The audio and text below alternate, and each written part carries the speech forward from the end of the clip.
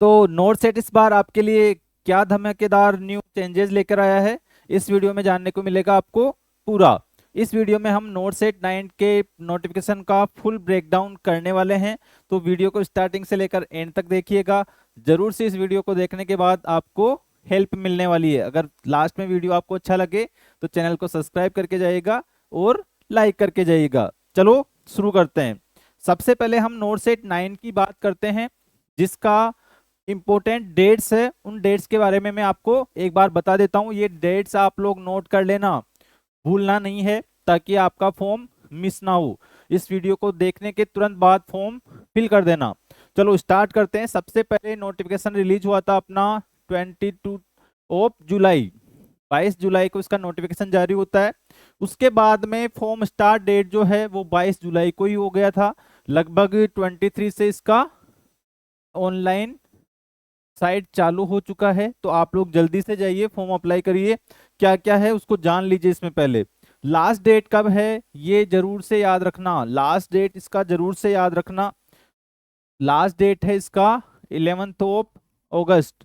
पर जो last date तक गया है इसका मतलब उसको सिलेक्शन नहीं चाहिए। आपको फॉर्म फिल कर देना है। पहले ही आपको फॉर्म फिल करने के पहले आपको क्या क्या जरूरी डॉक्यूमेंट चाहिए मैं आपको इस वीडियो में आगे चलकर बताऊंगा। तो वीडियो से जुड़े रहिए और पूरा डिटेल से जानिए। अगर आपने फॉर्म भरते टाइम कोई मिस्टेक कर दी है, उसके लिए एक एडिट विंडो ओपन होगा। वो होगा 22 से 28 अगस्त के बीच में, 22 टू 28 अगस्त। और अब बात करते हैं स्टेज फर्स्ट प्रीलिम्स एग्जाम की, जो होने वाला है 14 सितंबर, संडे को 14 सितंबर को आपका एग्जाम होने वाला है। तो क्या आप लोग रेडी हो? अगर नहीं तो पूरा वीडियो देखो।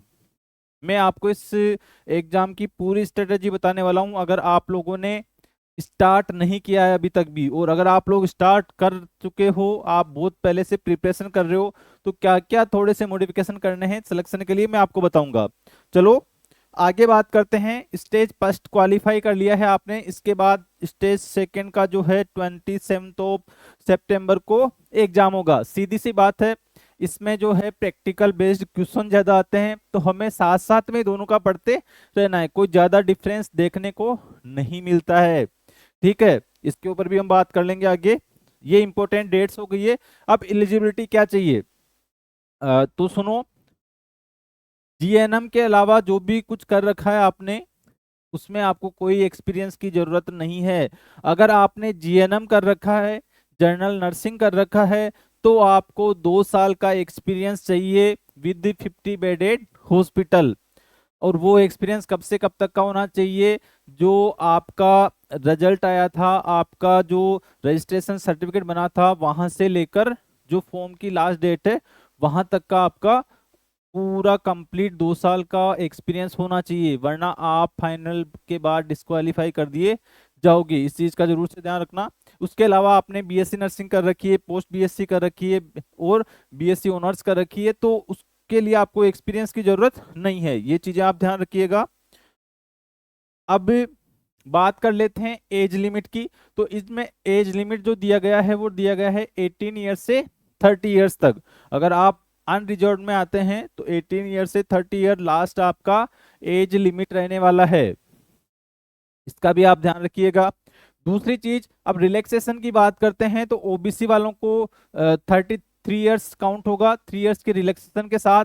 SC ST वालों को 5 ईयर्स का रिलैक्सेशन प्लस 30 वो है तो 35 ईयर्स हो जाएगा। PWBD 10 ईयर्स का एक्सपीरियंस होता है उनके लिए। तो ये एक्सपीरियंस से रिलेटेड चीज हो गई। अगर कोई भी चीज आपको समझ में नहीं आती है तो आप मुझे कमेंट बॉक्स में जरूर से लिखिएगा। मैं जब भी टाइम मिलेगा आपका 100% रिप्लाई करने की कोशिश करूंगा। तो ये आपके ऊपर है कि आप कितना जानना चाहते हो अपने एग्जाम को। चलो आगे बात करते हैं फीस की। हमेशा की तरह नॉट सेट बहुत भारी भरकम फीस आपसे चार्ज करता है। तो इस बार भी वही 3000 ओनली फॉर जनरल और ओबीसी कैंडिडेट के लिए। SC ST EWS के लिए 2400 रुपीज ओनली। अब बात करते हैं जो SC ST कैंडिडेट है, उनका अगर वो एग्जाम देते हैं तो उनका फीस रिफंड हो जाता है in case of they are attempting their exam. Okay, now अब स्टेज फर्स्ट को हम लोग एक बार समझ लेते हैं कि स्टेज फर्स्ट किस प्रकार से नोट सेट लेता है। इसको आपको जानना बहुत ही जरूरी है, क्योंकि जो लोग फर्स्ट बार नोट सेट देने जा रहे हैं ये उनके लिए बहुत जरूरी पैटर्न होता है, क्योंकि सभी एग्जाम के पैटर्न्स आजकल अलग अलग बनाए जाते हैं।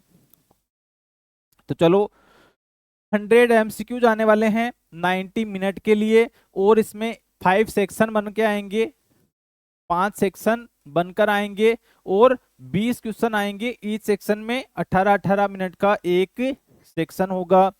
एक सेक्शन आपने कर लिया तो उसके बाद उसी सेक्शन में दोबारा वापस नहीं आ सकते हो। 18 मिनट होने के बाद ऑटोमेटिक आप सेकंड सेक्शन में पहुंच जाओगे। तो खेल है सिर्फ 18 मिनट का, आपको 18 मिनट की प्रैक्टिस करनी है। आज से ही लग जाओ, डेली मॉक टेस्ट दो। अभी से आपने आज से प्रिपरेशन स्टार्ट की है तो आज भी मॉक टेस्ट दो। ऐसे नहीं कि पहले यार प्रिपरेशन कर लेते हैं फिर मॉक टेस्ट दे लेंगे, ऐसे तो हो गया काम। ये टाइमलाइन बहुत जरूरी है। अब सिलेबस की अगर हम बात करें तो सिलेबस है 80 क्वेश्चंस तो आएंगे आपके नर्सिंग से रिलेटेड, और 20 क्वेश्चंस आते हैं आपके जीके और aptitude test. Last time math का एक भी क्वेश्चन नहीं था।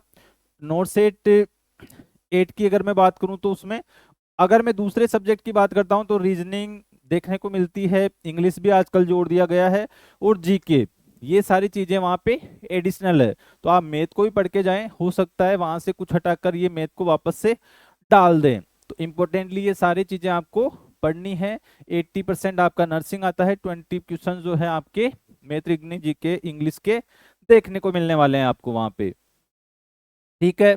अब बहुत सारे लोगों के पास में तो जो नर्सिंग है उसका सिलेबस भी नहीं होगा, क्योंकि नोटसेट जो है सिलेबस देता ही नहीं है, बोल देता है कि जो तुमने पढ़ा है उसको वहां पे पढ़ के आ जाओ। तो हमने एक इसका सिलेबस बनाया है मॉडिफाइड, जिसमें लगभग सारे टॉपिक्स हमने इंक्लूड किए हैं। तो मेरा मानना यह है कि हमें सब चीज़ों को एक टाइम टेबल के अकॉर्डिंग मॉडिफाइड तरीके से और स्मार्ट तरीके से पढ़ना चाहिए। तो आपके पास में अगर सिलेबस नहीं है तो तुम लोग मुझे बोल सकते हो कमेंट बॉक्स में कि सर सिलेबस चाहिए, तो मैं आप लोगों को प्रोवाइड करवा दूंगा। वो अकॉर्डिंग टू मैं जो हमने बनाया है उसमें से मोस्ट ऑफ आपका 98% जो सिलेबस है कवर हो जाता है। और नोट सेट की ये सबसे एक अच्छी चीज है कि वो 2-3 क्वेश्चन आपको ऐसे देगा जो आपने कभी ना देखे ना सुने हैं, तो उन क्वेश्चनों को आपको हमेशा छोड़ के आना है, ये भी ध्यान रखना है। चलो आगे बात करते हैं। क्वालिफाइंग मार्क्स कितने चाहिए आपको प्री में? तो अनरिजर्व ईडब्ल्यूएस के लिए 50 परसेंटाइल, ओबीसी के लिए 45, SC ST के लिए 40। नेगेटिव मार्किंग वहां पे 1/3 होती है, तो नेगेटिव मार्किंग का यहाँ पे जरूर से ध्यान रखना है, क्योंकि यही लेकर डूब जाती है। पता चला 100 के 100 लगा के अगर वहां पे -5 देखने को मिल रहे हैं, है ना। जितना आता है उतना ही करो। अब ये कैसे जज करोगे कि हमें कितने क्वेश्चंस अटेम्प्ट करके आना चाहिए?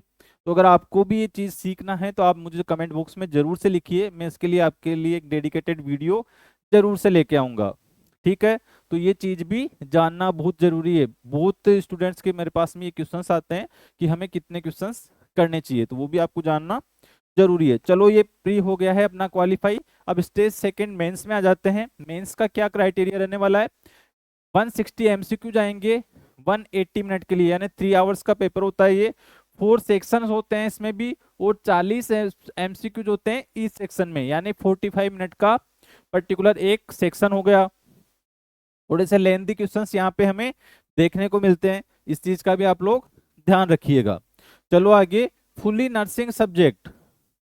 टोटल इसमें नर्सिंग के सब्जेक्ट आएंगे और केस बेस्ड एमसीक्यूज आएंगे। केस बेस्ड का मतलब कैसे कि आपके पास में इमरजेंसी में एक पेशेंट आया है, उसका जो है रेस्पिरेशन ठीक नहीं है, उसके कानों से कुछ फ्लूइड निकल रहा है, तो आप उसको सबसे पहले क्या करोगे, क्या असेस करोगे, क्या प्रायोरिटी रहेगी। ये इस टाइप के क्वेश्चंस आपको वहां पे देखने को मिलते हैं। तो केस बेस्ड एमसीक्यूज देखने को मिलेगा, और उसमें कोई भी नर्सिंग के अलावा नहीं आएगा मेंस के अंदर।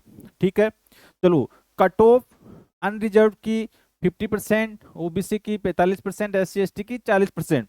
कट ऑफ की मैं अगर आपको बात बताऊं तो अगर आपके 50 परसेंटाइल बनते हैं तो आपका श्योर सिलेक्शन है।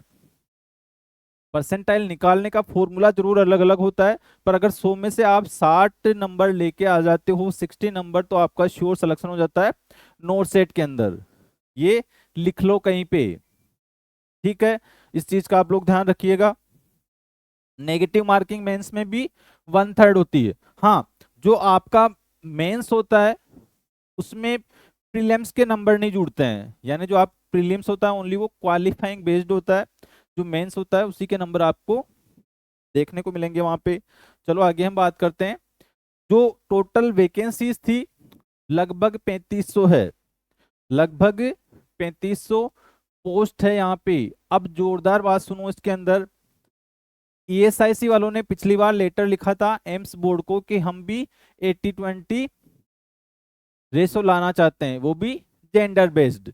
तो पहले एम्स में चल रहा था, इन लोगों ने सबको अब सिखा दिया है कि भाई 80% फीमेल्स लेके आओ, 20% मेल लेके आओ।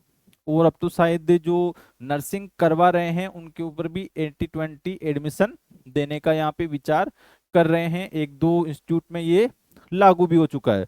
तो इसमें भी ईएसआईसी दिल्ली के लिए जो पोस्ट निकली थी, ईएसआईसी दिल्ली, तो इसमें मेल फीमेल रेशियो देखने को मिलेगा यहाँ पे आपको, है ना। तो 3500 पोस्ट है, उसमें से मेल की 80% कर लो और फीमेल की सॉरी फीमेल की 80% कर लो और मेल की 20% कर लो, और रेस्पेक्टिव कैटेगरीज के लिए जो है वो अलग है ही सही। तो टोटल अपने पास में इस प्रकार से वैकेंसीज का डिवाइडेशन है। सबसे ज्यादा जो वैकेंसी है हमें ये ईएसआईसी न्यू दिल्ली में ही लगभग यहाँ पे देखने को मिल रही है। तो उसके अकॉर्डिंग आप लोग प्रिपरेशन रेडी रखना। वो इसके लिए थोड़ा सा डिफिकल्ट होने वाला है, पर डोंट वरी, आप लोगों को करना ही पड़ेगा। जो गवर्नमेंट के रूल रेगुलेशन है उनके अकॉर्डिंग ही प्रिपरेशन करनी होती है। चलो आगे हम बात करते हैं। सिलेक्शन का फाइनल सिलेक्शन ओनली मेंस के स्कोर पे डिपेंड करता है। उसके बाद आपका फाइनल सिलेक्शन मेरिट बेस्ड आने के बाद में आपको चॉइस फिलिंग करवाई जाएगी कि आप कौन से इंस्टीट्यूट को ज्वाइन करना चाहते हो, क्योंकि एम्स के अलावा भी अलग इंस्टीट्यूट वहां पे प्रेजेंट है जो आपने देखा है। और इसके अलावा एक बार आपको सीट अलॉट हो गई तो आपको वहां पे ही ज्वाइन करना पड़ेगा, ये नहीं कि भाई ये तो मुझे पसंद ही नहीं आया दूसरे में चलता हूँ, ऐसा नहीं होगा। वेटिंग लिस्ट अभी नहीं आती है इसकी। डॉक्यूमेंट्स वेरिफिकेशन पोस्ट रिजल्ट होता है, तो फॉर्म भरते टाइम ध्यान से अप्लाई करना है। आप जिस भी रेस्पेक्टिव कैटेगरी से आते हैं, ईडब्ल्यूएस से आते हैं, ओबीसी से आते हैं, एससी एसटी से आते हैं, तो आपका जो कास्ट सर्टिफिकेट है प्रॉपर बना हुआ होना चाहिए, एक्सपायरी नहीं होना चाहिए। तो फॉर्म फिल करते टाइम इन चीज़ों का जरूर से ध्यान रखना, ताकि आपको फाइनल सिलेक्शन होने के बाद डीवी में प्रॉब्लम्स नहीं आए। समझ गए। अब इम्पोर्टेंट चीज ये है कि इसकी प्रिपरेशन कहाँ से करनी है आपको, तो आप हमारे चैनल को ज्वाइन कर सकते हो फ्री ऑफ कॉस्ट। यहाँ पे सारी चीजें अवेलेबल करवाई जाती है आपके लिए। मैं हर सैटरडे संडे को नोट 9 के लिए न्यू पैटर्न पे टेस्ट डालता रहता हूँ, उसको आप ज्वाइन कर सकते हो। डेली हमारा 10 PM पे टेलीग्राम पे 20 MCQs का एग्जाम चलता है, तो वो भी आप दे सकते हो। सभी के लिंक डिस्क्रिप्शन में है, आप लोग वहां पे जाके सबको ज्वाइन कर सकते हो। सब कुछ फ्री कॉस्ट है। कोई भी आपके डाउट है नोट 9 को लेकर, फॉर्म से रिलेटेड, कोई कैटेगरी सर्टिफिकेट से रिलेटेड, कुछ भी एक्सपीरियंस से रिलेटेड, प्रिपरेशन से रिलेटेड, बुक से रिलेटेड, तो आप मुझे कमेंट बॉक्स में लिखिए, मैं जरूर से आपकी हेल्प करने की कोशिश करूंगा। इसी के साथ में all the best for note 9। जल्द ही मैं इसके लिए जो फॉर्म फिल कैसे करना है अपने को उसके लिए वीडियो लेकर आऊंगा। तो चैनल को सब्सक्राइब करके रखिए, नोटिफिकेशन बेल को ऑन रखिए ताकि आपको नोटिफिकेशन मिलते रहें।